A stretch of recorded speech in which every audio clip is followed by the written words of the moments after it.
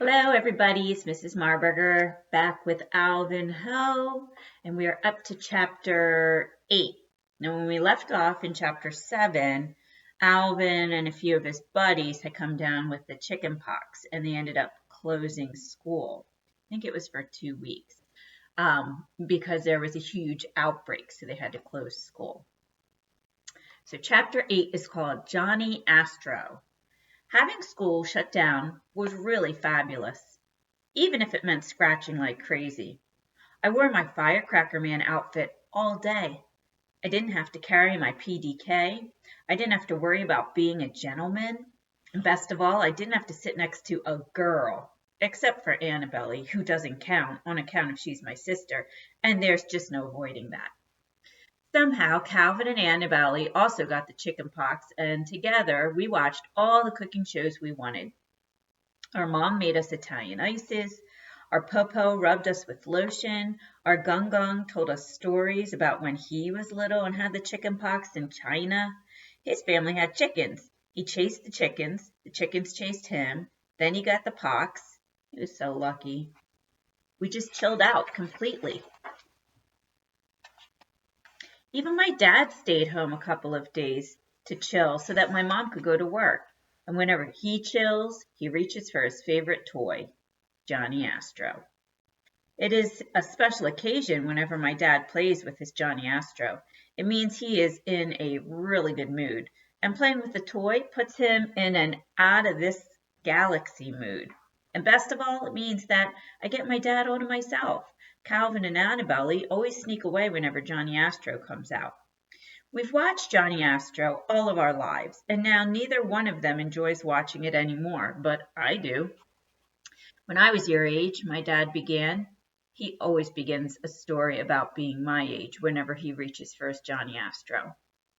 There was nothing I loved more than Johnny Astro. Not my ant farm, not my walkie-talkie, not my power drill, not even my baseball card collection. I love stories about when my dad was a kid. Sometimes they are funny, like how it used to snow so much that they had to dig tunnels through the snow for air. And sometimes they aren't funny, like when his yay died and everyone was so sad that they forgot to feed his yay's bird, so the bird died too. When I was your age, my dad continued, Johnny Astro made me very popular. Everyone wanted to play with me because I had Johnny Astro. Everyone? Absolutely. No one ever saw a toy like this. No one. I read the box. Johnny Astro, it said, really flies. No wires, no connection. Fly your spacecraft anywhere. If you can fly one of these, my dad said breathlessly, you can fly anything. He put batteries into the plastic control panel and flipped the switch. A fan whirred softly, and he moved the stick shift like a pilot. And suddenly a balloon with an astronaut launched into the air. The balloon swirled and hovered silently above our heads as if by magic. I blinked rapidly. I breathed rapidly. Fireworks burst inside of my eyes. You can take off. You can land it. Fire the propulsion, knock it down, capture it, fly it again, said my dad, to the moon at full throttle. The balloon went up, and landed on a high shelf. Then it floated off the shelf as if lifted by an invisible hand. Can I try? I asked. I had watched my dad play a million times, but I had never played with it, not even ever once. But I had the pox, and who could say no to a poor little thing with pox? Only if you're careful, my dad said. It takes a special touch. Cross my heart, I said.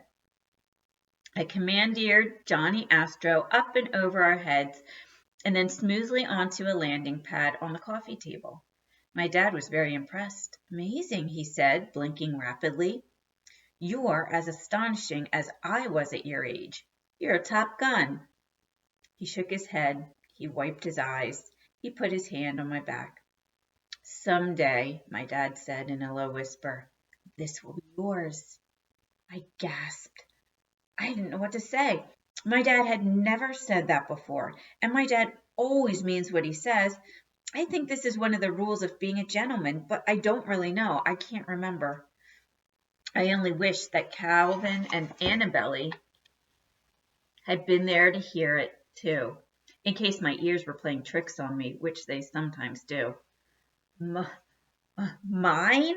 I could hardly say it. My dad nodded. Sure, son, he said.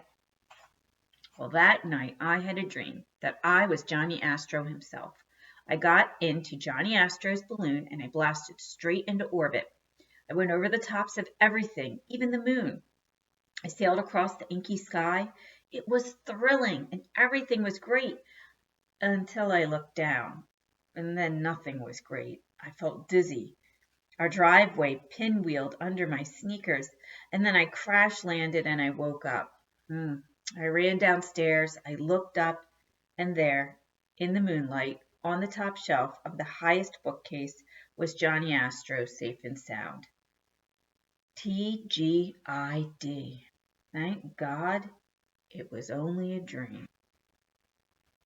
Here he is, pretending to be Johnny Astro.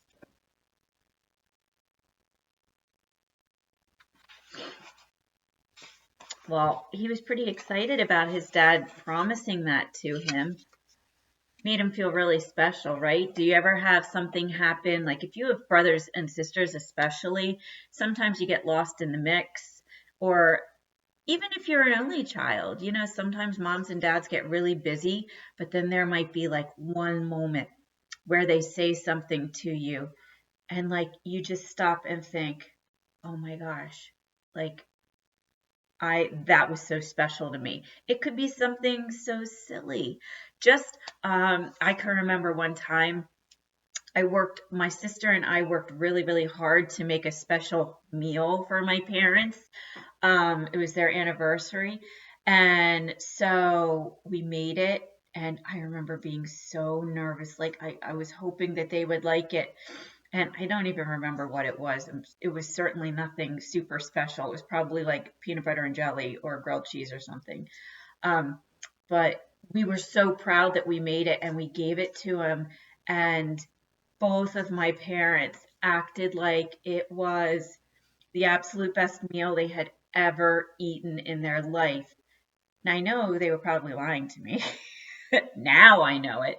But at the time, I believed them. And it meant so much to me. Like I was so proud and I felt like, oh my gosh, they appreciated it and loved it so much. It was such a special moment for me.